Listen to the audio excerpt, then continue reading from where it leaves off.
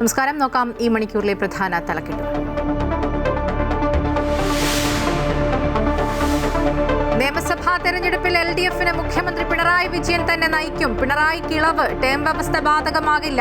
സ്ഥാനാർത്ഥി പട്ടിക മാർച്ച് ആദ്യവാരമെന്നും മുഖ്യമന്ത്രിയെ മുൻകൂട്ടി തീരുമാനിക്കുന്ന പതിവില്ലെന്നും MA ബേബി. ആരൊക്കെ മത്സരിക്കുമെന്നതിൽ വൈകാതെ ധാരണ. മാനദണ്ഡം വിജയസാധ്യത മാത്രമെന്നും MA ബേബി. തർക്കങ്ങൾക്കൊടുവിൽ RSPയിൽ സമവായം. കൊല്ലം ഇരവിപുരത്ത് വിഷ്ണു മോഹൻ സ്ഥാനാർത്ഥിയാകും. കാർത്തിക് പ്രേമചന്ദ്രന് സീറ്റില്ല.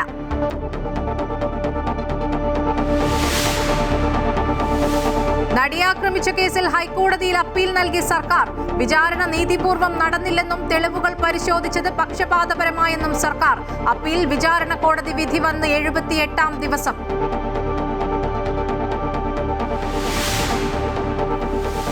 കേരള സ്റ്റോറി 2വിന് പ്രദർശനാനുമതി. ഹൈക്കോടതി സിംഗിൾ ബെഞ്ച് ഉത്തരവ് ഡിവിഷൻ ബെഞ്ച് സ്റ്റേ ചെയ്തു.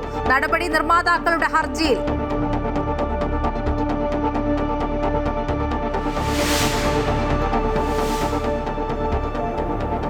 ബഹുമാനപ്പെട്ട സുപ്രീം കോടതിയുടെ നിരവധി ഓർഡറുകൾ, ഉത്തരവുകൾ നിലനിൽക്കെയാണ് ഈ നടപടി കേരളത്തിലെ ഗവൺമെന്റും മുഖ്യമന്ത്രിയും ചേർന്ന് തന്റെ OSD ആയ ശ്രീറാം സാംബശിവറാവുവിനെ കൊണ്ട് ചെയ്യിച്ചിട്ടുള്ളത്. ഡാറ്റ ചോർച്ചയിൽ കൂടുതൽ വിവരങ്ങൾ പുറത്തുവിട്ട് രമേശ് ചെന്നിത്തല. ശ്രീറാം സാംബ ശിവറാവു എഴുതിയ കത്ത് പുറത്തുവിട്ടു.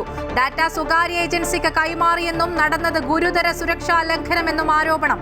വ്യക്തിവിവരങ്ങൾ തെരഞ്ഞെടുപ്പിനായി ദുരുപയോഗം ചെയ്തെന്നും സ്ത്രീ സുരക്ഷാ പദ്ധതിയിലെ വിവരങ്ങൾ ചോർത്തിയെന്നും ചെന്നിത്തല. മുഖ്യമന്ത്രിയുടെ ഓഫീസ് ഡാറ്റ ചോർത്തിയിട്ടില്ലെന്ന് ഹൈക്കോടതിയിൽ സത്യവാങ്മൂലം നൽകി സർക്കാർ.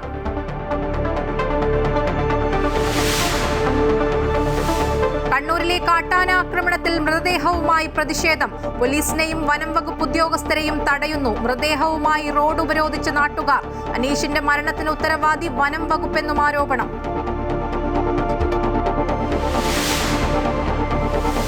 ഡൽഹി മദ്യനയ അഴിമതി കേസിൽ മുൻ മുഖ്യമന്ത്രി അരവിന്ദ് കെജ്രിവാളിനെയും മനീഷ് സിസോദിയെയും പ്രതിപട്ടികയിൽ നിന്ന് ഒഴിവാക്കി ഡൽഹി റോസ് അവന്യൂ കോടതി. തെളിവുകളില്ലാതെ കേസിൽ ഉൾപ്പെടുത്തിയതിന് CBIക്ക് കോടതിയുടെ രൂക്ഷ വിമർശനം. സത്യം ജയിച്ചുവെന്ന് പറഞ്ഞ് പൊട്ടിക്കരഞ്ഞ Aravind Kejriwal. CBI ഹൈക്കോടതിയിലേക്ക്.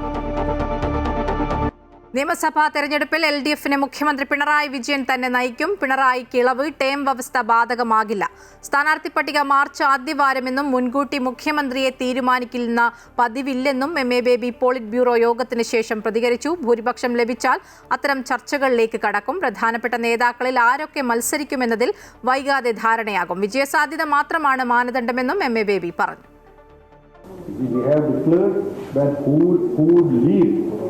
The election campaign in the coming elections in Kerala. That is the present Chief Minister and Politburo Bureau member. Comrade Pinarayi Vijayan will be leading our campaign. As and when we get the majority, we will meet and we will take a call. We will take a decision. This is how we always decide.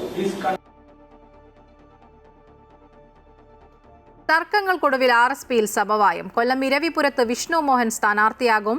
RYF സംസ്ഥാന സെക്രട്ടറിയാണ് advocate Vishnu Mohan. NK പ്രേമചന്ദ്രന്റെ മകൻ കാർത്തിക് പ്രേമചന്ദ്രന് seat നൽകുന്നതുമായി ബന്ധപ്പെട്ടാണ് തർക്കമുണ്ടായത്. ഇന്ന് ചേർന്ന secretariat യോഗത്തിൽ കാർത്തിക് പ്രേമചന്ദ്രന് കൂടുതൽ പേരുടെ പിന്തുണ ലഭിച്ചു. എന്നാൽ ഇതിനെ എതിർത്ത് ഷിബു ബേബി ജോൺ നിലപാടെടുത്തു. അതോടുകൂടിയാണ് സമവായ സ്ഥാനാർത്ഥിയായി അഡ്വക്കേറ്റ് വിഷ്ണു മോഹന്റെ പേര് പരിഗണനയിൽ വന്നത്.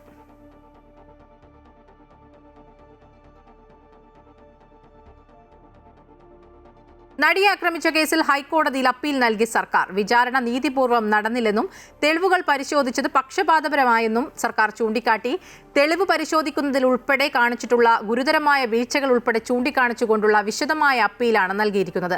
ദിലീപ് ഉൾപ്പെടെയുള്ള പ്രതികളെ വെറുതെ വിട്ടത് ചോദ്യം ചെയ്താണ് അപ്പീൽ. പൾസർ സൂനി ഉൾപ്പെടെയുള്ള പ്രതികൾക്ക് പരമാവധി ശിക്ഷ നൽകണമെന്നും അപ്പീലിൽ ആവശ്യപ്പെടുന്നു. കേസിൽ വിധി വന്ന് 75 ദിവസങ്ങൾക്ക് ശേഷമാണ് അപ്പീൽ നൽകിയത്.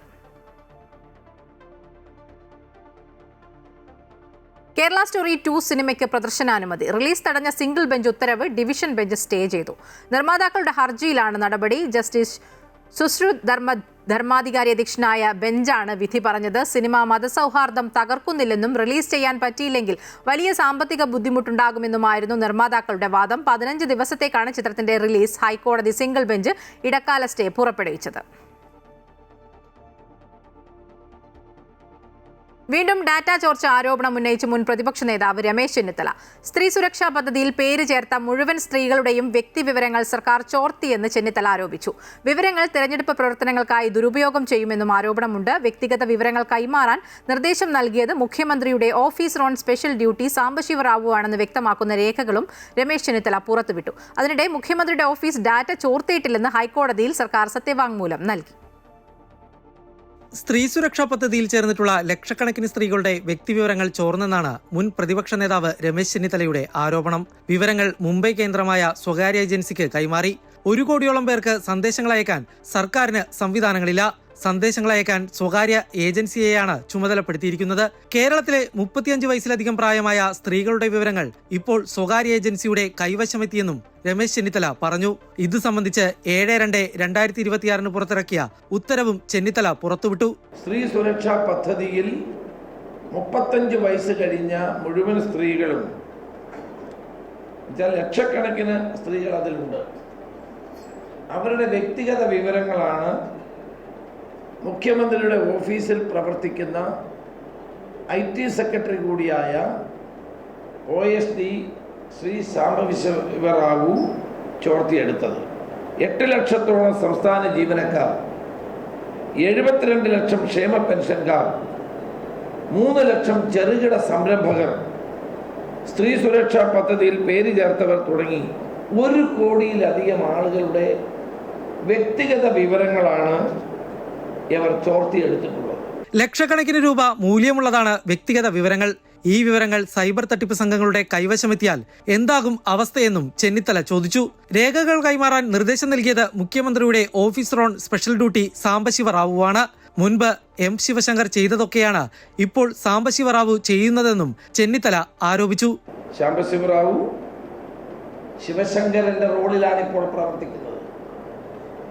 ഈ OSD ആയ ശ്രീ സാംബശിവ റാവു IAS ശിവശങ്കരന്റെ അനുഭവം മനസ്സിലാക്കണം.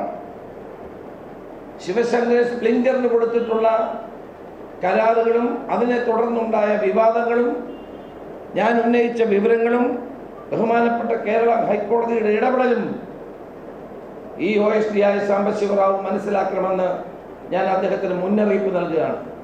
IT മിഷനിലെ താൽക്കാലിക ജീവനക്കാരന്റെ കൈവശം വിവരങ്ങൾ കൈമാറാനാണ് സാംബശിവ റാവു നിർദ്ദേശിച്ചത്.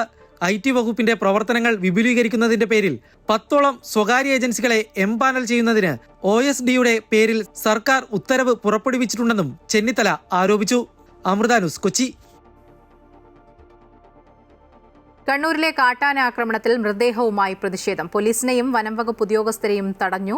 മൃതദേഹവുമായി റോഡ് ഉപരോധിച്ചു. അനീഷിന്റെ മരണത്തിന് ഉത്തരവാദി വനം വകുപ്പെന്ന് നാട്ടുകാർ ആരോപിച്ചു. 10ാം ബ്ലോക്കിലെ സോമന്റെ മകൻ അനീഷാണ് പുലർച്ചെ വീടിന് പുറത്തിറങ്ങിയപ്പോൾ കാട്ടാന ആക്രമിച്ച് കൊല്ലപ്പെട്ടത്. ഈ സമയത്ത് പുറത്തുനിന്നിരുന്ന കാട്ടാന അനീഷിനെ ആക്രമിക്കുകയായിരുന്നു. അനീഷിന്റെ നെഞ്ചിലടക്കം ചവിട്ടേറ്റു.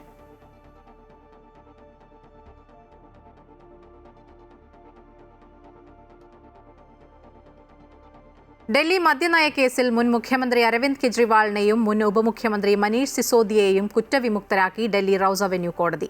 ക്രിമിനൽ ഗൂഢാലോചന തെളിയിക്കാൻ CBIക്ക് സാധിച്ചില്ലെന്ന് കോടതി നിരീക്ഷിച്ചു. ഗൂഢാലോചനയോ അഴിമതിയോ സ്ഥിരീകരിക്കുന്ന കൃത്യമായ തെളിവുകൾ ഹാജരാക്കുന്നതിൽ പ്രോസിക്യൂഷൻ പരാജയപ്പെട്ടുവെന്ന് റോസ് അവന്യൂ കോടതി പറഞ്ഞു. അരവിന്ദ് കെജ്രിവാളിനെയും മനീഷ് സിസോദിയെയും കൂടാതെ കേസിൽ പ്രതി ചേർക്കപ്പെട്ട മറ്റ് 21 പേരെയും പ്രത്യേക ജഡ്ജി ജിതേന്ദ്ര സിംഗ് കുറ്റവിമുക്തരാക്കി. ഭരണഘടനാ പദവികൾ വഹിക്കുന്നവർക്കെതിരെ തെളിവുകളില്ലാതെ കേവലം അനുമാനങ്ങളുടെ അടിസ്ഥാനത്തിൽ കുറ്റപത്രം സമർപ്പിച്ചതിന് CBIക്ക് രൂക്ഷ വിമർശനമാണ് കോടതിയിൽ നിന്നുണ്ടായത്. വിധിക്കു പിന്നാലെ മാധ്യമങ്ങളെ കണ്ട അരവിന്ദ് കെജ്രിവാൾ വികാരാധീനനായി പൊട്ടിക്കരഞ്ഞു. സത്യം ജയിച്ചുവെന്ന് പറഞ്ഞു. पूरा का पूरा फर्जी केस था. हमारे ऊपर कीचड़ फेंका गया. 24 घंटे टीवी चैनलों के ऊपर डिबेट चलते थे, खबरें दिखाई जाती थी केजरीवाल भ्रष्ट है, केजरीवाल भ्रष्ट है.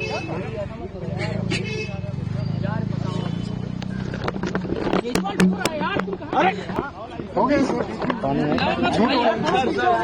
संभालिए सर, अपने आप संभालिए, हिम्मत सर. ये केजरीवाल भ्रष्ट नहीं है. പ്രധാനമന്ത്രി നരേന്ദ്രമോദിയും ആഭ്യന്തരമന്ത്രി അമിത്ഷായും ചേർന്ന് ആം ആദ്മി പാർട്ടിക്കെതിരെ മെനഞ്ഞ ഗൂഢാലോചനയാണിതെന്ന് കെജ്രിവാൾ ആരോപിച്ചു. വിധി ആം ആദ്മി പാർട്ടിക്ക് വലിയ രാഷ്ട്രീയ വിജയമാണ്. നീണ്ടകാലത്തെ ജയിൽവാസത്തിനും നിയമപോരാട്ടങ്ങൾക്കും ശേഷം കെജ്രിവാളിനും മറ്റ് നേതാക്കൾക്കും ഇതൊരു തിരിച്ചുവരവ് കൂടിയാണ്. റോസ് അവന്യൂ കോടതിയുടെ വിധിക്കെതിരെ CBI ഡൽഹി ഹൈക്കോടതിയെ സമീപിക്കും. News desk Amrita TV. Brahmapuram CBG plant യാഥാർത്ഥ്യമായതിന്റെ ക്രെഡിറ്റിനെ ചൊല്ലി തർക്കവുമായി കേന്ദ്ര സംസ്ഥാന മന്ത്രിമാർ.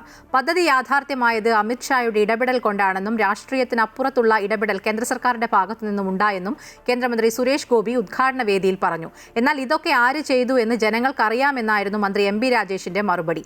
BPCL ആണ് ബ്രഹ്മപുരത്ത് ആദ്യ കംപ്രസ്ഡ് ബയോഗ്യാസ് പ്ലാന്റ് നിർമ്മിച്ചത്. ബ്രഹ്മപുരത്തെ CBG പ്ലാന്റിന്റെ ഉദ്ഘാടന വേദിയിലായിരുന്നു പ്ലാന്റ് നിർമ്മാണത്തിന്റെ ക്രെഡിറ്റുമായി ബന്ധപ്പെട്ട് തർക്കം നടന്നത്.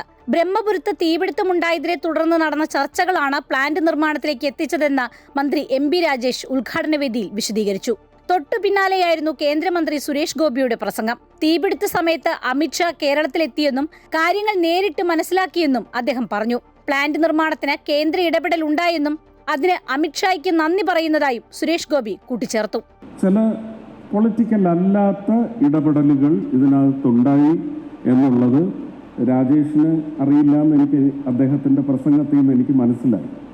മാർച്ച് 12-ാം തീയതിയാണ് ശ്രീമാൻ അമിത്ഷാ തൃശ്ശൂർ വടക്കുംനാഥ് ക്ഷേത്ര മൈതാനത്തിലെത്തുമ്പോൾ ഇവിടെ തീ അണഞ്ഞും തീ അണയാതെയും പുക വമിച്ചും വമിക്കാതെയും ഒക്കെയുള്ള ഒരു അന്തരീക്ഷത്തിൽ മോദി 2.0 പെട്രോളിയം മിനിസ്റ്റർ വഴി ഒരുപക്ഷെ തുടങ്ങിവെച്ച ഒരു സമ്പ്രദായമാണ് ഇന്ന് BPCLന്റെ സഹകരണത്തോടുകൂടി ഇവിടെ സ്ഥാപിതമായിരിക്കുന്നത് എന്നൊരു രാഷ്ട്രീയത്തിനും തള്ളി പറയാനൊക്കത്തില്ല. അതിന് നല്ല കയ്യടി നിങ്ങൾ തന്നേ മതിയാവും. അതേസമയം മാലിന്യ സംസ്കരണ രംഗത്തെ നേട്ടങ്ങൾ എണ്ണിപ്പറഞ്ഞായിരുന്നു മന്ത്രി MB രാജേഷിന്റെ മറുപടി. എല്ലാം ആര് ചെയ്തെന്ന് ജനങ്ങൾക്ക് അറിയാമെന്നും അദ്ദേഹം പറഞ്ഞു. ഒരു നല്ല കാര്യം നടന്ന സമയത്ത് ഈ ക്രെഡിറ്റിന് വേണ്ടി തമ്മിൽ തല്ലുകൂടാനൊന്നും ഞാനില്ല. നാട്ടുകാർക്കെല്ലാം അറിയാം. ഞങ്ങൾ പറഞ്ഞ കാര്യം ഞങ്ങളിപ്പോൾ യാഥാർത്ഥ്യമാക്കിയിരിക്കുന്നു. അങ്ങനെയാണെങ്കിൽ പാലക്കാട്ടെ ക്രെഡിറ്റ് ആരെടുക്കണം? കേരളത്തിൽ 8 നഗരങ്ങൾ മികച്ച 100 ശുചിത്വ നഗരങ്ങളുടെ പട്ടികയിൽ ഇന്ത്യയിൽ ഇടം കിട്ടി. ആർക്കാണ് അതിൻ്റെ ക്രെഡിറ്റ് അവകാശപ്പെട്ടിട്ടുള്ളത്? കേരളത്തിലെ സാനിറ്ററി മാലിന്യം മുഴുവൻ സംസ്കരിക്കാനുള്ള പ്ലാന്റുകൾ ഇപ്പോൾ നിർമ്മാണം ആരംഭിച്ചു കഴിഞ്ഞു. ആർക്കാണ് അതിൻ്റെ ക്രെഡിറ്റ് അവകാശപ്പെട്ടിട്ടുള്ളത്? ക്രെഡിറ്റിന് വേണ്ടി മാത്രം പ്രത്യക്ഷപ്പെടുന്നതും കാര്യങ്ങൾ വിട്ടുവീഴ്ചയില്ലാതെ ചെയ്യുന്നതും ഫോളോ അപ്പ് ചെയ്യുന്നതും ഒക്കെ ജനങ്ങൾക്ക് മനസ്സിലാവുമെന്നാണ് ഞാൻ വിചാരിക്കുന്നത്. കേരളത്തിലെ ആദ്യത്തെ CBG പ്ലാന്റ് ആണ് ബ്രഹ്മപുരത്തേത്. 2 മാസത്തിനകം പാലക്കാട് 2ാമത്തെ പ്ലാന്റ് ഉദ്ഘാടനം ചെയ്യും. ആകെ 7 പ്ലാന്റുകളാണ് കേരളത്തിൽ നിർമ്മിക്കുന്നതെന്നും മന്ത്രി MB രാജേഷ് ചൂണ്ടിക്കാട്ടി. അമൃത ന്യൂസ്, കൊച്ചി. ഡോക്ടർമാരുടെ സമരം കാരണം ആശുപത്രിയിലെത്തുന്ന രോഗികൾ ചികിത്സ ലഭിക്കാതെ മടങ്ങുന്നതിൽ പ്രതിഷേധിച്ച് കോഴിക്കോട് മെഡിക്കൽ കോളേജിൽ BJPയുടെ ഉപരോധം. BJP ജില്ലാ അധ്യക്ഷൻ പ്രകാശ് ബാബുവിന്റെ നേതൃത്വത്തിൽ മെഡിക്കൽ കോളേജ് വൈസ് പ്രിൻസിപ്പലിനെ ഉപരോധിച്ചു. പ്രിൻസിപ്പലിന്റെ ഓഫീസ് റൂം താഴിട്ട് പൂട്ടാൻ ശ്രമിച്ച പ്രവർത്തകരെ പോലീസ് അറസ്റ്റ് ചെയ്ത് നീക്കി. ശബരിമലയിലെ കൊടിമര നിർമ്മാണ ക്രമക്കേടിൽ നടന്മാരായ മോഹൻലാലിന്റെയും ദിലീപിന്റെയും മൊഴി രേഖപ്പെടുത്തി വിജിലൻസ്. മോഹൻലാലിന്റെ മൊഴി തിരുവനന്തപുരത്ത് വെച്ചും ദിലീപിന്റെ മൊഴി കൊച്ചിയിലുമാണ് വിജിലൻസ് സംഘം രേഖപ്പെടുത്തിയത്. കേന്ദ്രമന്ത്രി സുരേഷ് ഗോപിയുടെ മൊഴി നേരത്തെ രേഖപ്പെടുത്തിയിരുന്നു. 2017 ശബരിമലയിൽ നടത്തിയ സ്വർണ്ണക്കൊടിമര പുനർനിർമ്മാണത്തിൽ സ്വർണം നൽകിയവരുടെ ലിസ്റ്റിൽ നിന്നുമാണ് നടന്മാരായ മോഹൻലാലിന്റെയും ദിലീപിന്റെയും മൊഴി വിജിലൻസ് സംഘം രേഖപ്പെടുത്തിയത്. കേന്ദ്രമന്ത്രിയും നടനുമായ സുരേഷ് ഗോപിയുടെ നിർദ്ദേശപ്രകാരം 2 പവൻ തിരുവനന്തപുരത്തെ പ്രമുഖ ജ്വല്ലറിയിൽ നിന്നും വാങ്ങി സുഹൃത്ത് വഴി പമ്പയിൽ എത്തിച്ചതായാണ് മോഹൻലാൽ മൊഴി നൽകിയത്. കഴിഞ്ഞ ഏതാനും ദിവസം തിരുവനന്തപുരത്തുണ്ടായിരുന്ന മോഹൻലാലിന്റെ മൊഴി തിരുവനന്തപുരത്ത് വെച്ചാണ് അന്വേഷണ സംഘം രേഖപ്പെടുത്തിയത്. ദിലീപിന്റെ മൊഴി കൊച്ചിയിൽ വെച്ചും രേഖപ്പെടുത്തി. നൽകിയ സ്വർണത്തിന്റെ അളവടക്കം ദിലീപ് മൊഴി നൽകിയിട്ടുണ്ട്.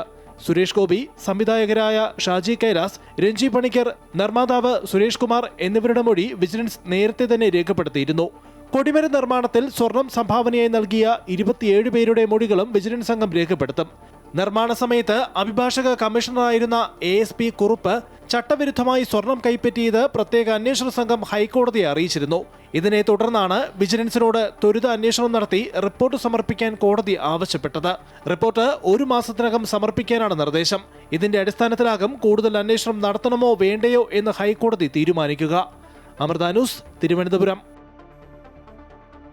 ശബരിമല സ്വർണ്ണക്കൊള്ളയിൽ തിരുവാഭരണം മുൻ കമ്മീഷണർ KS ബൈജുവിന് ജാമ്യം. ദ്വാരപാലക ശില്പ കേസിലാണ് കൊല്ലം വിജിലൻസ് കോടതി സ്വാഭാവിക ജാമ്യം അനുവദിച്ചത്. കട്ടിളപ്പാളി കേസിൽ നേരത്തെ സ്വാഭാവിക ജാമ്യം ലഭിച്ചിരുന്നു. 2 കേസുകളിലും ജാമ്യം ലഭിച്ചതോടെ KS ബൈജു ജയിൽ മോചിതനാകും. തിരുവനന്തപുരം കൈമനം മാതാ അമൃതാനന്ദമയി മഠം ബ്രഹ്മസ്ഥാന ക്ഷേത്രത്തിലെ പ്രതിഷ്ഠാ വാർഷിക ആഘോഷങ്ങൾക്ക് നാളെ തുടക്കമാകും.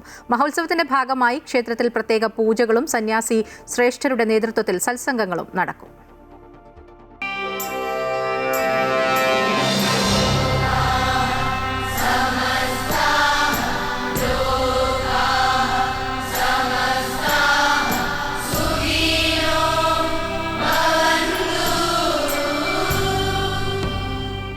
അനന്തപുരിയെ ഭക്തിസാന്ദ്രമാക്കി തിരുവനന്തപുരം കൈമനം മാതാ അമൃതാനന്ദമയി മഠം ബ്രഹ്മസ്ഥാന ക്ഷേത്രത്തിലെ പ്രതിഷ്ഠാ വാർഷിക മഹോത്സവത്തിന് നാളെ തുടക്കമാകും.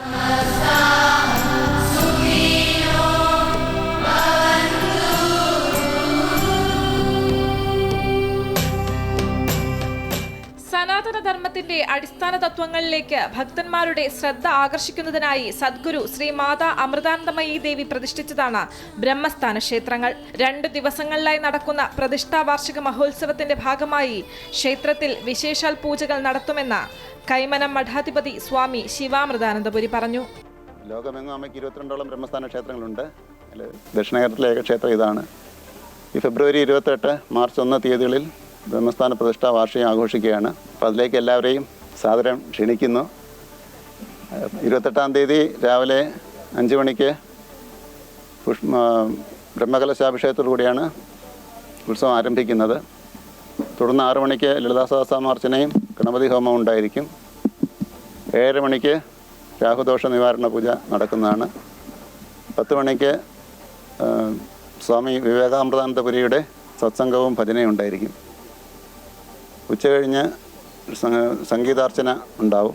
വൈകുന്നേരം 4:30 മണിക്ക് ശനിദോഷ ശാന്തി പൂജ നടത്തുന്നുണ്ട്. അതിനുശേഷം രാത്രി 6:30 മണിക്ക് വിദ്യാസാഗർ ഗുരുമൂർത്തിയുടെ ഒരു പ്രഭാഷണവും സംശയ നിവാരണത്തിനും ഉള്ള അവസരമുണ്ട്. 1-ാം തീയതി രാവിലെ 7:30 മണിക്ക് ചൊവ്വാദോഷ ശാന്തി പൂജയും നവഗ്രഹോമവും ഉണ്ടായിരിക്കും. 10 മണിക്ക് ലളിതാ സഹസ്രനാമ ഹോമവും അതുപോലെ തന്നെ സത്സംഗവും ഭജനയും ഉണ്ടാവും. ഉച്ച കഴിഞ്ഞിട്ട് സോപാന നൃത്തം എന്ന പേരിൽ സ്വാമി കൃഷ്ണമയാനന്ദ അവതരിപ്പിക്കുന്നൊരു പരിപാടിയുണ്ട് 4 മണി വരെ. ആഘോഷങ്ങളുടെ ഭാഗമായി ഉത്സവത്തിന്റെ 2-ാം ദിനം അമൃതശ്രീ അംഗങ്ങൾക്കുള്ള വസ്ത്രവും മൂലധനവും വിതരണം ചെയ്യും. കലാസന്ധ്യയും അരങ്ങേറും. അമൃത ന്യൂസ്, തിരുവനന്തപുരം. കോഴിക്കോട് മുത്തേരി GLP സ്കൂളിലെ കോൺക്രീറ്റ് പാളി അടർന്നു വീണ് അധ്യാപികയ്ക്ക് പരിക്ക് പറ്റിയ സംഭവത്തിൽ സ്കൂളിന് മുന്നിൽ KSU, യൂത്ത് കോൺഗ്രസ് എന്നിവർ പ്രതിഷേധിച്ചു. പ്രവർത്തകരെ പോലീസ് അറസ്റ്റ് ചെയ്ത് നീക്കി. KSU ജില്ലാ general secretary Thanudev Koodampoyil, youth Congress നിയോജക മണ്ഡലം president Nishad Veechi, general secretary Munthir Chennamangaloor എന്നിവരെയാണ് അറസ്റ്റ് ചെയ്തത്. ഇത്രയും ഗൗരവകരമായ ഒരു പ്രശ്നം നടന്നിട്ടും അധ്യാപകരും മറ്റുള്ള അധികാരികളും ഈ പ്രശ്നത്തെ മൂടിവെച്ച് ഇന്നലെയും ഇന്നുമൊക്കെ വീണ്ടും സ്കൂൾ തുറന്ന് പ്രവർത്തിക്കുകയായിരുന്നു എന്നാരോപിച്ചായിരുന്നു പ്രതിഷേധം. ഭരണം തിരിച്ചുപിടിക്കാനുള്ള CPMന്റെ അവസാനത്തെ അടവാണ് വടകരയിലെ ബോംബേർ എന്ന് PV അൻവർ. വീണ ജോർജിനെതിരെ ഒരു ആക്രമണവും നടന്നിട്ടില്ല. ഇതെല്ലാം ജനങ്ങൾ കാണുന്നുണ്ടെന്നും PV അൻവർ അമൃത വാർത്തകളോട് പറഞ്ഞു. പിണറായിയെ സംബന്ധിച്ചും അദ്ദേഹത്തോടൊപ്പം നിൽക്കുന്ന സംഘത്തെ സംബന്ധിച്ചും കേരളത്തിലെ ഗവൺമെൻറ്റും ജനങ്ങളും പരിപൂർണമായിട്ടും ജനങ്ങളിൽ നിന്ന് ഈ ഗവൺമെൻറ് കൈവിട്ടു പോയി എന്നവർക്ക് ബോധ്യമാണ്. ആവർത്തിച്ച് അത് തെളിയിക്കപ്പെട്ടുകൊണ്ടിരിക്കുകയാണ്. ത്രിതല പഞ്ചായത്ത് തെരഞ്ഞെടുപ്പതിൻ്റെ സൂചനയാണ്. ഒരു നിലക്കും സർക്കാരിന് തിരിച്ച് അധികാരത്തിൽ വരാൻ കഴിയില്ല. കമ്മ്യൂണിസ്റ്റ് പാർട്ടിയിലെ യഥാർത്ഥ സഖാക്കളും തൊഴിലാളികളുമാണ് മാനസികമായിട്ട് ആ പാർട്ടിയെയും പിണറായിയെയും വെറുത്ത് മാറി നിൽക്കും. അപ്പോൾ സ്വാഭാവികമായിട്ടും അവരെ ഉത്തേജിപ്പിക്കാൻ വേണ്ടിയിട്ട് എന്ത് ഉത്തേജന മരുന്നുകൾ കൊടുത്താലും സഖാക്കൾ എഴുന്നേറ്റ് നിൽക്കില്ല. കാരണം അത്രയും മാനസികമായി തകർന്ന്. അപ്പോൾ ഇനി എന്താണ് സഖാക്കൾ ഉണർത്താൻ മാർഗം? സംഘർഷങ്ങളുണ്ടാക്കണം, പ്രശ്നങ്ങളുണ്ടാക്കണം, അടിപിടി ഉണ്ടാക്കണം, ബോംബറുണ്ടാക്കണം. ആ ഒരു ലൈനിലേക്ക്, ഒരു അക്രമാസക്തമായ ഒരു ലൈനിലേക്ക് ഇതിനെ കൊണ്ടുപോയി സഖാക്കളെ ഉണർത്താനുള്ള വലിയ ശ്രമം കേരളത്തിൽ നടക്കും. പിണറായി ഇനി കാണുന്നത് അത് മാത്രമാണ്. അതിൻ്റെ ഭാഗമായിരിക്കും. അതിൻ്റെ ഭാഗം തന്നെയാണ്. വീണ ജോർജിനെ ഒരു കേസുകാരൻ തൊട്ടില്ല. അവരവിടെ പോകുന്നു, ഇപ്പുറത്തുനിന്ന് ആളുകൾ കുട്ടികൾ മുദ്രാവാക്യം വിളിക്കുന്നു. കേരളത്തിലെ 3.5 കോടി ജനങ്ങളും ഇപ്പോൾ എല്ലാ ടെലിവിഷൻ ചാനലും വീഡിയോസ് എടുത്തിട്ട് അതാണല്ലോ കാണുന്നത്. അപ്പോൾ ഇതൊക്കെ സൃഷ്ടിക്കുകയാണ്. ഇതൊന്നും യഥാർത്ഥ സംഭവങ്ങളല്ല. സ്ക്രിപ്റ്റും കഥയും തിരക്കഥയും എഴുതി അതിനെ അഭിനയിച്ച് കലഹങ്ങളുണ്ടാക്കി നാട് കുട്ടിച്ചോറാക്കിയിട്ട് തിരിച്ച് അധികാരത്തിൽ വരാൻ കഴിയുമെന്നുള്ള അവരുടെ അവസാനത്തെ ആശയമാണ്. പക്ഷേ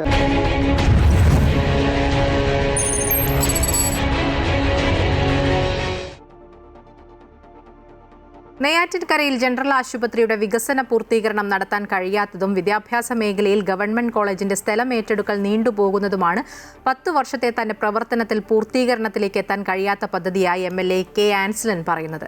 വിഴിഞ്ഞം പോർട്ടുമായി ബന്ധപ്പെട്ട പ്രധാന കേന്ദ്രമായി നെയ്യാറ്റിൻകരയെ മാറ്റാൻ കഴിയുമെന്നും MLA പറയുന്നു. 10 വർഷം നെയ്യാറ്റിൻകരയുടെ MLA ആയി തുടർന്നതിലൂടെ ജനങ്ങളുടെ ആവശ്യങ്ങൾ ഒരു പരിധിവരെ പൂർത്തീകരിക്കാൻ കഴിഞ്ഞതായി പറയുമ്പോഴും ഏതാനും പദ്ധതികൾ പൂർത്തീകരണത്തിലേക്ക് എത്തിക്കാൻ കഴിയാത്തതിന്റെ നിരാശയും കാരണവും MLA കെ ആൻസലൻ വ്യക്തമാക്കി. ഭൂമി ലഭിക്കാത്തതിലെ സാങ്കേതിക പ്രശ്നം മൂലം ജനറൽ ആശുപത്രിയുടെയും കുളത്തൂർ ഗവൺമെന്റ് കോളേജിന്റെയും വികസനം വേണ്ട രീതിയിൽ നടത്താൻ കഴിയാതെ പോയി. എനിക്ക് ഏറ്റവും പ്രധാനപ്പെട്ട ഒരു താല്പര്യം നെയ്യാറ്റിൻകര ജനറൽ ഹോസ്പിറ്റലിന്റെ പരിപൂർണമായ വികസനമാണ്. അപ്പോൾ അതിൽ നമുക്ക് നേരിടേണ്ടി വന്ന പ്രശ്നം എന്ന് പറഞ്ഞാൽ സ്ഥലപരിമിതിയായിരുന്നു.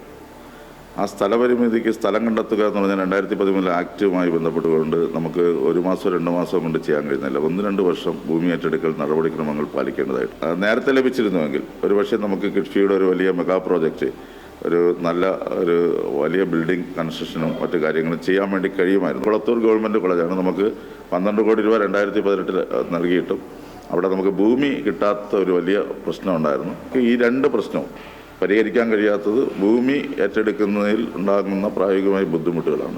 റോഡുകളുടെ വികസനത്തിൽ കരമന കളിയിക്കാവിളപ്പാതയിൽ കൊടിനട മുതൽ വഴിമുക്ക് വരെ ഭൂമി ഏറ്റെടുത്തു കഴിഞ്ഞു. വഴിമുക്ക് മുതൽ കളിയിക്കാവിള വരെ 17 കിലോമീറ്റർ ഒറ്റ റീച്ചായി ഭൂമി ഏറ്റെടുക്കാൻ ഇനിയും കഴിയേണ്ടതുണ്ട്. ടൗണിന്റെ വികസനത്തിന് പാർക്കിംഗ് സൗകര്യമൊരുക്കാൻ 20 ഏക്കർ സ്ഥലം ഏറ്റെടുക്കാൻ കഴിഞ്ഞില്ല. ടൗണുമായി ബന്ധപ്പെട്ട ഇടറോഡുകൾ കൂടുതൽ വികസിപ്പിക്കേണ്ടതായുണ്ട്. ഏകദേശം 140 കോടി രൂപ കൊടുത്ത് നമ്മളിപ്പോൾ ഭൂമി ഏറ്റെടുത്ത് കഴിഞ്ഞു. കൊടിനട മുതൽ വഴിമുക്ക് വരെ എല്ലാ ഉടമകൾക്കും പൈസ അനുവദിച്ചു കഴിഞ്ഞു. ഇനി അവിടെ നിന്ന് വഴിമുക്ക് നിന്ന് കളിയിക്കുള്ള വരെ 17 കിലോമീറ്റർ ഒറ്റ റീച്ചായി നമുക്ക് ഭൂമി ഏറ്റെടുത്ത് നടപടി പൂർത്തീകരിക്കണമെന്നാണ് ഉദ്ദേശിക്കുന്നത്. 2 നെയ്യാറ്റിൻകര ടൗണിൽ നമുക്ക് ആവശ്യമായ വികസനം വേണ്ടിവരും. അതിൽ ഒന്ന് പാർക്കിംഗ് പ്രശ്നം നമ്മൾ നന്നായിട്ട് അനുഭവിക്കുന്നുണ്ട്. അപ്പോൾ ടൗണിൽ അതിനാവശ്യമായിട്ട് ഒരു 10-20 ഏക്കർ ഭൂമി ടൗണുമായി ബന്ധപ്പെട്ടുകൊണ്ടുള്ള ലാൻഡ് അക്വിസിഷനിൽ കൂടി എടുക്കേണ്ടി വരും. അതിപ്പോൾ ഈ ബജറ്റിനകത്ത് അതിൻ്റെ ഒരു പ്രപ്പോസൽ നമ്മൾ കീപ്പ് ചെയ്തിട്ടുണ്ട്. നെയ്യാറിന് സമാന്തരമായി ഈരാറ്റുപുറം മുതൽ പൊഴിയൂർ വരെ സമാന്തര പാത തയ്യാറാക്കാനും അരീപ്പുറം ഉൾപ്പെടുത്തി ടൂറിസം ഹബ്ബാക്കി മാറ്റാനും കഴിയുമെന്ന് MLA പറയുന്നു. പിന്നെ നെയ്യാറിന് സമാന്തരമായി ഒരു ബണ്ട് റോഡ് നമുക്ക് മുനിസിപ്പാലിറ്റിയുടെ വടക്ക് ഈരാറ്റുപുറം ഒരു ചെറിയ ഐഡിയൽ പ്ലേസ് ആയിരുന്നു. അത് ഞാൻ വന്നതിന് ശേഷം ഏകദേശം ഒരു 1.5 കോടി രൂപ ചെലവഴിച്ചുകൊണ്ട് ഒരു ടൂറിസ്റ്റ് ഡെസ്റ്റിനേഷനായി നമുക്ക് രൂപപ്പെടുത്തിയെടുക്കാൻ വേണ്ടി കഴിഞ്ഞിട്ടുണ്ട്. അവിടെ നിന്ന് അരീപ്പുറം അടക്കം ഉൾപ്പെടുന്ന പ്രദേശങ്ങൾ ഉൾപ്പെടുത്തിക്കൊണ്ട് നെയ്യാറത്തുനിന്ന് പൊഴിയൂർ വരെ ഒരു സമാന്തര പാത നമുക്ക് ഈ നെയ്യാറിനൊപ്പം തന്നെ ഒരു പാത രൂപപ്പെടുത്തിയെടുത്താൽ അത് ടൂറിസത്തിന് വലിയ സാധ്യതകൾ നമുക്ക് രൂപപ്പെടുത്തിയെടുക്കാൻ കഴിയും. ഇതിനെല്ലാം പുറമെ വിഴിഞ്ഞം അന്താരാഷ്ട്ര തുറമുഖത്തിന്റെ പ്രധാന കേന്ദ്രമാക്കി നെയ്യാറ്റിൻകരയെ മാറ്റാനും മണ്ഡലത്തെ കൂടുതൽ സാമ്പത്തിക പുരോഗതിയിലേക്ക് നയിക്കാൻ ഇതിലൂടെയാകുമെന്നാണ് കെ ആൻസലൻ വിശ്വസിക്കുന്നത്. പിന്നെ നമുക്ക് വിഴിഞ്ഞം പോർട്ടുമായി ബന്ധപ്പെട്ടിട്ടുള്ള ഡെവലപ്മെൻറ്റിന് ഏറ്റവും പ്രധാനപ്പെട്ട ഒരു കേന്ദ്രമായി നെയ്യാറ്റിൻകരയെ മാറ്റണം എന്നുള്ളൊരു താല്പര്യമുണ്ട്.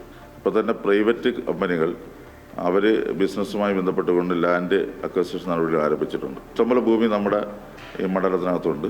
ഈ വിഴിഞ്ഞവുമായി ബന്ധപ്പെട്ട അനുബന്ധ വികസനത്തിന് ആവശ്യമായിട്ടുള്ള സാധ്യത വളരെ വലുതാണ്. വികസന പാതയിൽ ഏറെ മുന്നേറാനുണ്ട് നെയ്യാറ്റിൻകര നിയമസഭാ മണ്ഡലം. സ്ഥലം ഏറ്റെടുക്കലാണ് മണ്ഡലത്തിന്റെ വികസനത്തിന് തടസ്സം നിൽക്കുന്നതെന്ന് MLA പരിഭവപ്പെടുന്നു. ക്യാമറാമാൻ സനൽകുമാറിനൊപ്പം രജിത് കുമാർ, അമൃത ന്യൂസ്, തിരുവനന്തപുരം. തെരഞ്ഞെടുപ്പ് വിജ്ഞാപനം വരുന്നതിന് മുൻപ് ഉദ്ഘാടനം നടത്താൻ പത്തനംതിട്ട ജില്ലാ സ്റ്റേഡിയത്തിൽ നടക്കുന്നത് അശാസ്ത്രീയമായ നിർമ്മാണങ്ങളെന്ന് പരാതി. മതിയായ സമയം നൽകി ഉറപ്പിക്കാതെ സിമന്റ് പൂശലും പെയിന്റിംഗും ഉൾപ്പെടെയുള്ള ജോലികൾ വേഗത്തിൽ തീർക്കുന്നത് സ്റ്റേഡിയത്തിന്റെ ബലക്ഷയത്തിന് കാരണമാകുമെന്ന് വിദഗ്ധർ മുന്നറിയിപ്പ് നൽകുന്നു. കോടികൾ ചെലവിട്ട് നടത്തുന്ന നവീകരണ പ്രവർത്തനങ്ങളിലെ ഈ അപാകത വലിയ വിവാദത്തിനാണ് വഴിതെളിച്ചിരിക്കുന്നത്. 47 കോടിയിലധികം രൂപ ചെലവിട്ട് അന്താരാഷ്ട്ര നിലവാരത്തിൽ നിർമ്മിക്കുന്ന പത്തനംതിട്ട സ്റ്റേഡിയമാണിത്. എന്നാൽ ആ ലക്ഷ്യത്തിന് മുകളിൽ കരിനിഴൽ വീഴ്ത്തുന്നത് തെരഞ്ഞെടുപ്പ് പ്രഖ്യാപനം മുന്നിൽ കണ്ടുള്ള അതിവേഗ നിർമ്മാണമാണ്. സിമന്റ് പൂശിയത് ഉണങ്ങുന്നതിന് മുൻപേ പെയിന്റിംഗ് ജോലികൾ തകൃതിയായി നടക്കുന്നുണ്ട്. നിയമസഭാ തെരഞ്ഞെടുപ്പിന് മുൻപ് പത്തനംതിട്ട ജില്ലാ സ്റ്റേഡിയം തുറന്നു നൽകുക എന്ന ലക്ഷ്യത്തോടെയാണ് നിർമ്മാണ പ്രവർത്തനങ്ങൾ യുദ്ധകാലാടിസ്ഥാനത്തിൽ നടക്കുന്നത്. എന്നാൽ ഈ ധൃതി സ്റ്റേഡിയത്തിന്റെ നിലനിൽപ്പിനെ തന്നെ ബാധിക്കുമെന്നാണ് ഉയരുന്ന പ്രധാന ആരോപണം. നിലവിലുണ്ടായിരുന്ന പവിലിയന്റെ വലിപ്പം കൂട്ടുന്നതിനായി കെട്ടിയ ഭിത്തിയുടെ പണി കഴിഞ്ഞത് ദിവസങ്ങൾക്ക് മുൻപ് മാത്രമാണ്. എന്നാൽ ഭിത്തിയുടെ ഈർപ്പം മാറുന്നതിനോ സിമന്റ് ഉറയ്ക്കുന്നതിനോ കാത്തുനിൽക്കാതെ തന്നെ പ്ലാസ്റ്ററിങ്ങും പെയിന്റിങ്ങും തകൃതിയായി നടക്കുകയാണ്. തെരഞ്ഞെടുപ്പ് മുന്നിൽ കണ്ടുകൊണ്ടുള്ള തട്ടിക്കൂട്ട് പരിപാടികളാണ് സ്റ്റേഡിയത്തിൽ നടന്നുകൊണ്ടിരിക്കുന്നത്. ഇപ്പോൾ നടന്നുകൊണ്ടിരിക്കുന്നത് നിർമ്മാണ പ്രവർത്തനങ്ങളിലെ എല്ലാ മാനദണ്ഡങ്ങളും ലംഘിച്ചുകൊണ്ടുള്ള പ്രവർത്തനങ്ങളാണ് അവിടെ നടക്കുന്നത്. നമുക്കൊരു കോൺക്രീറ്റ് കഴിഞ്ഞാൽ ഇത്ര ദിവസം കഴിഞ്ഞ് അടുത്ത നിർമ്മാണം നടത്താവുന്നുള്ളൂ. പക്ഷേ ഇത് കോൺക്രീറ്റ് കഴിഞ്ഞതിൻ്റെ പിറ്റേ ദിവസം തന്നെ മറ്റ് പരിപാടികൾ, അതുപോലെ തന്നെ പെയിൻറ്റിങ് ഉൾപ്പെടെയുള്ള കാര്യങ്ങൾ നാളുകളിൽ എങ്ങനെയായി തീരും ഈ സ്റ്റേഡിയത്തിൻ്റെ പവലിയൻ എന്നുകൂടി നമുക്ക് ആശങ്ക ഉണർത്തുന്ന രീതിയിലുള്ള കാര്യങ്ങളാണ് മുന്നോട്ട് പോകുന്നത്. ഇപ്പോഴത്തെ പ്രവർത്തനം നമുക്ക് ഒരു രീതിയിൽ അംഗീകരിക്കാൻ കഴിയില്ല. പക്ഷേ വളരെ പെട്ടെന്ന് പൂർത്തീകരിച്ച് ജനങ്ങൾക്ക് സമർപ്പിക്കണം. പക്ഷേ അവിടെ നടക്കുന്ന നിർമ്മാണ പ്രവർത്തനങ്ങൾ അടിയന്തിരമായി സർക്കാർ ഏജൻസികൾ പരിശോധന നടത്തി ഒന്നുകിൽ നിർത്തിവെപ്പിക്കുക, ഇല്ലാന്നുണ്ടെങ്കിൽ അത് ആവശ്യമായ മാനദണ്ഡങ്ങൾ ലംഘിച്ചുകൊണ്ട് മാത്രമേ നിർമ്മാണം നടത്താവൂ എന്നുള്ളതാണ്. സിന്തറ്റിക് ട്രാക്ക്, നീന്തൽക്കുളം എന്നിവയുടെ നിർമ്മാണത്തിലും ഇതേ വേഗതയാണ് പിന്തുടരുന്നത്. ഓരോ പ്രവൃത്തിയും കൃത്യമായി ഉറയ്ക്കാൻ ആവശ്യമായ സമയം നൽകാതെ അടുത്തതിലേക്ക് കടക്കുന്നത് നിർമ്മാണത്തിന്റെ ഗുണനിലവാരം കുറയ്ക്കുമെന്നാണ് ആക്ഷേപം. ഇതുമായി ബന്ധപ്പെട്ട് വിജിലൻസ് അന്വേഷണം നടത്തണമെന്ന ആവശ്യവും ഉയരുന്നുണ്ട്. വളരെ പെട്ടെന്ന് ഈ നിർമ്മാണങ്ങൾ നടത്തി ഇലക്ഷൻ വിജ്ഞാപനം വരുന്നതിന് മുമ്പ് ഉദ്ഘാടനം ചെയ്യാൻ വേണ്ടിയുള്ള തത്രപ്പാടിലാണ്. ഇപ്പോൾ തന്നെ പത്രത്തിൻ്റെ ഈ സ്റ്റേഡിയത്തിൻ്റെ കാര്യം നിങ്ങൾ അവിടെ പരിശോധിക്കുന്ന എല്ലാവർക്കും മനസ്സിലാവും. സിമൻറ്റ് പോലും ശരിയായ രീതിയിൽ തേച്ച് പിടിപ്പിച്ചതിന് ശേഷം അതിനാവശ്യമായ ഒരു ക്യൂറിംഗ് പീരീഡ് അതുപോലും നൽകുവാനുള്ള സമയം കൊടുക്കുന്നില്ല. അപ്പോൾ തന്നെ പ്ലാസ്റ്ററിങ് നടത്തുന്നു, ഉടൻ തന്നെ പെയിൻറ്റിങ് നടത്തുന്നു. ഇത് തട്ടിപ്പ് രീതിയിലാണ് ഈ കാര്യങ്ങൾ പോയിക്കൊണ്ടിരിക്കുന്നത്.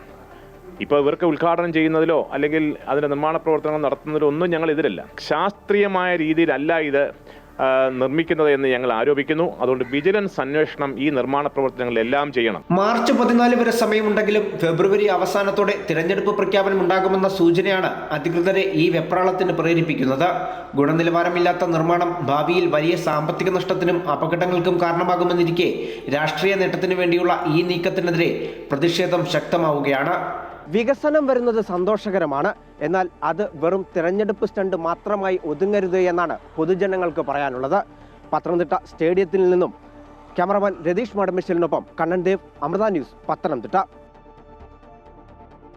നഷ്ടപ്പെട്ട രാഷ്ട്രീയ ശക്തി വീണ്ടെടുക്കാനുള്ള നിലനിൽപ്പിനായുള്ള പോരാട്ടത്തിലാണ് പാർട്ടിയെന്ന് RSP നേതാവ് ഷിബു ബേബി ജോൺ. UDF നേതൃത്വവുമായി ചർച്ച നടത്തി പാർട്ടി സ്ഥാനാർത്ഥികളെ ഉടൻ പ്രഖ്യാപിക്കുമെന്നും അദ്ദേഹം വ്യക്തമാക്കി. സീറ്റുകൾ വെച്ചുമാറുന്നതുമായി ബന്ധപ്പെട്ട് ഇതുവരെ അന്തിമ തീരുമാനം ഉണ്ടായിട്ടില്ലെന്നും മട്ടന്നൂരിന് പകരമായി പാർട്ടി ആവശ്യപ്പെട്ട സീറ്റുകൾ ലഭിക്കണമെന്ന നിലപാടിലാണ് RSP നേതൃത്വം മുന്നോട്ട് പോകുന്നതെന്നും ഷിബു ബേബി ജോൺ പറഞ്ഞു.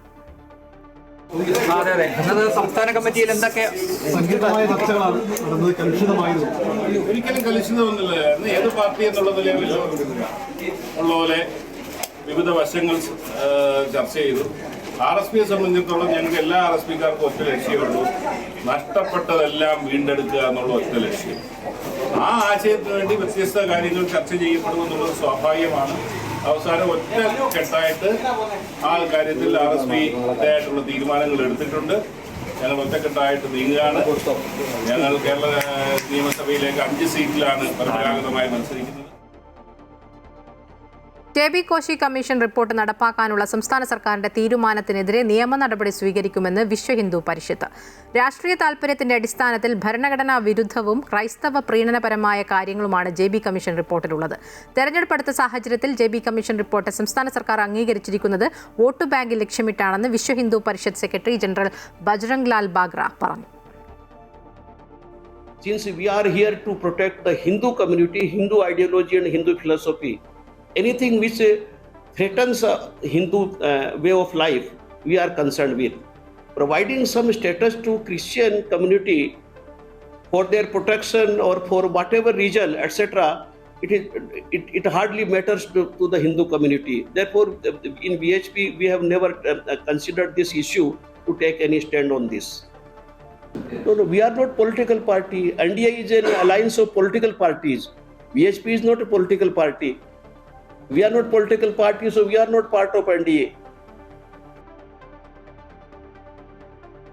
കൊടും വേനലിലും 1.5 സെന്റിൽ പച്ചക്കറി കൃഷിയുമായി ഒരു വീട്ടമ്മ. ഇടുക്കി ഉപ്പുതറ പഞ്ചായത്തിലെ സെലീനാമ്മയാണ് ജൈവ രീതിയിൽ പച്ചക്കറി ഉൽപ്പാദിപ്പിച്ച് മാതൃകയാകുന്നത്. ഇൻഫാമിന്റെ 1.5 സെന്റ് പച്ചക്കറി കൃഷി പദ്ധതിയുടെ ഭാഗമായാണ് ഇവരുടെ കൃഷി. 3 മാസം മുൻപാണ് ഇൻഫാം 1.5 സെന്റ് പച്ചക്കറി കൃഷി പദ്ധതിയുമായി കർഷകരെ സമീപിച്ചത്. നിരവധി കർഷകർ പദ്ധതി ഏറ്റെടുത്തു. ഇതിനായി വിത്തുകൾ ലഭിച്ചപ്പോൾ സെലിനാമ കാട് പിടിച്ചു കിടന്ന തന്റെ ഭൂമി വെട്ടിത്തെളിച്ച് വിത്ത് കുഴിച്ചിട്ടു. ചാണകവും വെള്ളവും ആവശ്യത്തിന് നൽകി. വിത്തുകൾ കിളിർത്ത് തളിർത്ത് പൂവിട്ട് ആവശ്യത്തിന് പച്ചക്കറി ഉൽപ്പാദിപ്പിച്ചു. പയറ്, പച്ചമുളക്, വഴുതന, കെയിൽ, ഇഞ്ചിപ്പയർ, ബീൻസ്, തക്കാളി, ചീര തുടങ്ങി വിവിധയിനം പച്ചക്കറികളാണ് 1.5 സെന്റിൽ വിളഞ്ഞു നിൽക്കുന്നത്.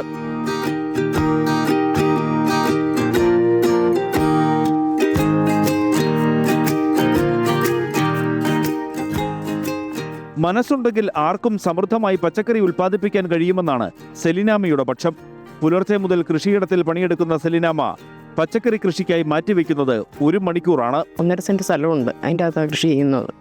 സമയം കിട്ടുന്ന നേരം വെളുത്ത് 1 മണിക്കൂർ നേരം മറ്റുള്ള പണികളൊക്കെ ചെയ്ത് വെച്ചിട്ട് ചെയ്യും. 1 മണിക്കൂർ നേരം ചെയ്യും. വളങ്ങളൊന്നും അങ്ങനെ ചെയ്യുന്നില്ല. ചാണകവും ചാരവും അങ്ങനെ മാത്രമൊക്കെ ഉപയോഗിക്കുന്നുള്ളൂ. അങ്ങനെ കൃഷി ചെയ്യുന്നത്. കൃഷി കുഴി കുത്തി പയറിൻ്റെ വിത്തിട്ട് വെള്ളം ഒഴിച്ച് ചാണകമൊക്കെ ഇട്ട് അങ്ങനെ കൃഷി ചെയ്തത്. വിളവെല്ലാം എടുക്കാറായി, എടുത്തുകൊണ്ടിരിക്കുകയാണ്. ഇഷ്ടംപോലെ പറിച്ചു. വീട്ടമ്മമാരിൽ പച്ചക്കറി കൃഷി പ്രോത്സാഹിപ്പിക്കുക എന്ന ലക്ഷ്യത്തോടെയാണ് ഇൻഫാം പദ്ധതി നടപ്പാക്കിയത്. ഇൻഫാമിന്റെയും PDSന്റെയും ആദ്യ സംഘം പരിശോധന പൂർത്തിയാക്കി. സെലിനാമയുടെ 1.5 സെന്റിലെ പച്ചക്കറി വിപ്ലവം മറ്റു വീട്ടമ്മമാർക്കും മാതൃകയാണ്. അമൃത ന്യൂസ്, ഇടുക്കി. കണ്ണൂർ ആറളം ഫാമിൽ യുവാവിന് ജീവൻ നഷ്ടമായത് വീട്ടുപടിക്കലിൽ നിന്നാണ്. പുലർച്ചെ ശൗചാലയത്തിൽ പോകാനായി മുറ്റത്തിറങ്ങിയപ്പോഴാണ് കാട്ടാന ആക്രമിച്ചത്. ഭാര്യയും മക്കളെയും തലനാരിഴയ്ക്ക് രക്ഷപ്പെടുത്തി അനീഷ് വീട്ടിലേക്ക് കയറുന്നതിനിടെയാണ് കാട്ടാനയുടെ ചവിട്ടേൽക്കുന്നത്. വളരെ ദാരുണമായ ഒരു സംഭവമാണ് ആറളം ഫാമിൽ 10ാം ബ്ലോക്കിൽ നടന്നത്. ഇന്ന് പുലർച്ചെ 4 കാലോടുകൂടിയാണ് ഇത്തരത്തിൽ അനീഷിന് ഈ കാട്ടാന ആക്രമണത്തിൽ ജീവൻ നഷ്ടമായത്. ഞാനിപ്പോൾ നിൽക്കുന്നത് അനീഷിന്റെ വീടിന്റെ മുമ്പിലാണ്. അതായത് 4 മണിയോടുകൂടി ഈ അനീഷിന്റെ വീടാണിത്. അനീഷിന്റെ വീടിന്റെ തൊട്ട് അടുത്ത് തന്നെയാണ് ഈ ശൗചാലയമുള്ളത്. ഈ ശൗചാലയത്തിൽ പോകാനാണ് അനീഷും കുടുംബവും ഈ മുറ്റത്തേക്ക് ഇറങ്ങിയത്. മുറ്റത്തേക്ക് ഇറങ്ങിയപ്പോൾ ഇവിടെ തൊട്ടടുത്ത് തന്നെ ഒരു പ്ലാവുണ്ട്. ഈ പ്ലാവിൽ നിന്ന് ആന ചക്ക പറിച്ചു തിന്നുകയായിരുന്നു. അപ്പോഴാണ് ഈ ആനനെ ഇവരുടെ ശ്രദ്ധയിൽപ്പെടുന്നത്. തുടർന്ന് ഈ പ്ലാവിന്റെ ചൂട്ടിൽ നിന്നും നേരെ ഈ മക്കളെയുമായി ഇവർ നിൽക്കുന്ന ഭാഗത്തേക്ക്, അതായത് ഈ മുറ്റത്തിന്റെ വശത്തിലേക്ക് ഈ ആന ഓടിക്കേറുകയും അപ്പോൾ ഓടിക്കേറിയ ഘട്ടത്തിൽ അനീഷ് ഈ മക്കളെയും അതുപോലെ തന്നെ ഭാര്യയെയും മുറിയിൽ അതിവേഗം കയറ്റുകയുമായിരുന്നു. അതിനുശേഷം ഈ വീടിന് പുറകിലൂടെ ഒരു ഡോറുണ്ട്. പക്ഷെ ആ ഡോറ് ഓടാമ്പലിട്ട് അടച്ചിരിക്കുകയായിരുന്നു. അതിനുശേഷം ഈ വീടിന്റെ മുറ്റത്ത് വെച്ച് തന്നെയാണ് ഇത്തരത്തിൽ അനീഷിന് ദാരുണമായ ഒരു സംഭവം നടക്കുന്നത്. ഈ വീടിനോട് ചേർന്നാണ് ഇത്തരത്തിൽ കാട്ടാന ഇത്തരത്തിൽ ആക്രമിക്കുന്ന ഒരു സ്ഥിതിയിലേക്ക് കാര്യങ്ങൾ എത്തിയത്. വീടും ഈ ആക്രമണവും തമ്മിൽ ഒരു 5 മീറ്റർ വ്യത്യാസം പോലും ഇല്ല എന്നുള്ളതാണ് ഈ വിഷയത്തിന്റെ ഗൗരവം വർദ്ധിപ്പിക്കുന്നത്. അതേസമയം തന്നെ ഈ ആക്രമണം നടക്കുന്ന അതേ സമയത്ത് തന്നെ വനംവകുപ്പിന്റെ ഉദ്യോഗസ്ഥരടക്കം ഈ താഴെ ഭാഗങ്ങളിലുണ്ടായിരുന്നു. ഒച്ച വെച്ചിട്ടും അവർ കേട്ടില്ല, അവർക്ക് അടുത്തെത്താനായില്ല എന്നാണ് ദൃക്സാക്ഷികളടക്കം സൂചിപ്പിച്ചിട്ടുള്ളത്. എന്തായാലും വളരെ ദാരുണമായ ഒരു സംഭവമാണ് ഇന്ന് രാവിലെ ഉണ്ടായത്. വീടിന്റെ മുറ്റത്ത് നിന്ന് ആണ് ഇത്തരത്തിൽ ജീവൻ നഷ്ടമാകേണ്ടി വന്നിട്ടുള്ളത്. എന്തായാലും വലിയ രീതിയിലുള്ള പ്രതിഷേധങ്ങൾ കൂടി കനക്കുകയാണ്. ഉപരാഷ്ട്രപതി CP രാധാകൃഷ്ണന് പെരുന്നയിലെ മന്നം സമാധിയിൽ പുഷ്പാർച്ചന നടത്തുന്നതിനായി ആരും അനുവാദം തേടിയിട്ടില്ലെന്ന് NSS general secretary G. Sukumaran Nair ഇന്ന് രാവിലെ ഒരു DYSP എത്തിയാണ് സന്ദർശന വിവരം അറിയിച്ചത്. കൂടിയാലോചനകൾ വേണ്ട കാര്യമായതിനാൽ അനുമതി നിഷേധിക്കുകയായിരുന്നു. മന്നം സമാധിയിൽ പരിശോധനകൾ നടത്താനുള്ള അനുമതിയും നൽകാനാകില്ല. ചങ്ങനാശ്ശേരി SB കോളേജിലെ പരിപാടിയിൽ പങ്കെടുക്കുന്നതിനായി എത്തുന്ന ഉപരാഷ്ട്രപതിയുടെ ഹെലികോപ്റ്റർ ഇറക്കുന്നതിന് NSS കോളേജിൽ സൗകര്യമൊരുക്കിയിട്ടുണ്ട്. ഈ വിഷയത്തിൽ മറ്റൊരു പ്രതികരണത്തിനും ഇല്ലെന്നും NSS ജനറൽ സെക്രട്ടറി വ്യക്തമാക്കി.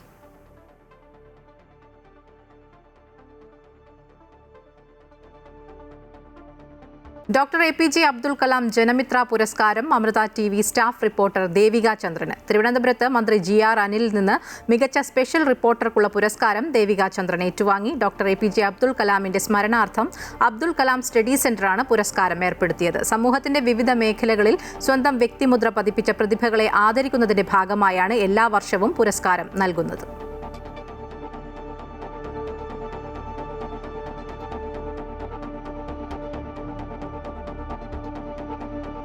Devika Chandran S, Amrita news staff reporter. Shrimati Devika Chandran S മികച്ച സ്പെഷ്യൽ റിപ്പോർട്ടർക്കുള്ള പുരസ്കാരം സ്വീകരിക്കുന്നതിന് വേണ്ടി വേദിയിലേക്ക് ഹാർദമായി സ്വാഗതം ചെയ്യുന്നു.